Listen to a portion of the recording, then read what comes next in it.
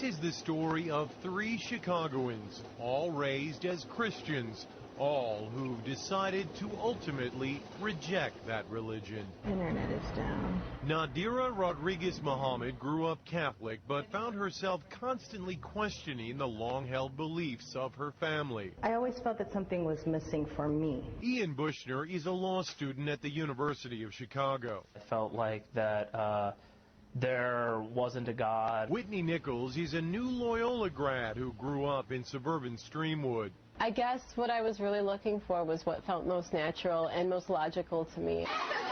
When Nadira entered high school in the mid-1990s, she became friends with a group of Muslim girls. They just had this level of contentment and a sisterhood that was, I wanted to be a part of that. Ian drifted towards the Muslim students at his high school as well. I remember defending some of my friends at school from accusations, after 9/11. And then I started reading the Quran. I said, oh, here is a form of God that I've never been presented before. After September 11, the interest actually increased. Dr. Assad Basul is professor at Chicago's Islamic American College.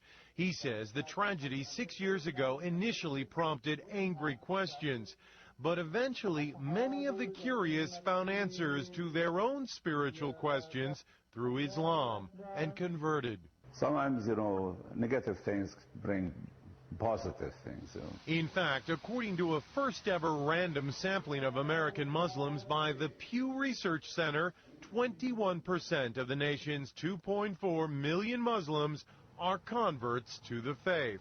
Eventually, I realized that I was looking to the Quran for advice, for direction, and at the point that you believe that the Quran is revelation from God, then you're a Muslim. The conversion has meant many changes in their lives. Ian prays 5 times a day. You'll finish a prayer and realize, I've just screwed something up. I've done something mean to somebody. Let me go back and correct that. Nadira wears the scarf, or hijab as it's called. It is part of my character, modesty, and it's just part of who I am. I don't know if I'll ever be ready to wear the hijab. I've become more modest. I won't wear tank tops and I won't wear shorts. Whitney says she has had to constantly defend her new religion. My father asked me right after I converted, why do you want to be associated with these terrorists? And I'm like, this is what you see? Oh no. And we kind of have to deal with the backlash of those who have chosen to do something so horrible. But all say there is no going back. At some age, everyone must decide what they believe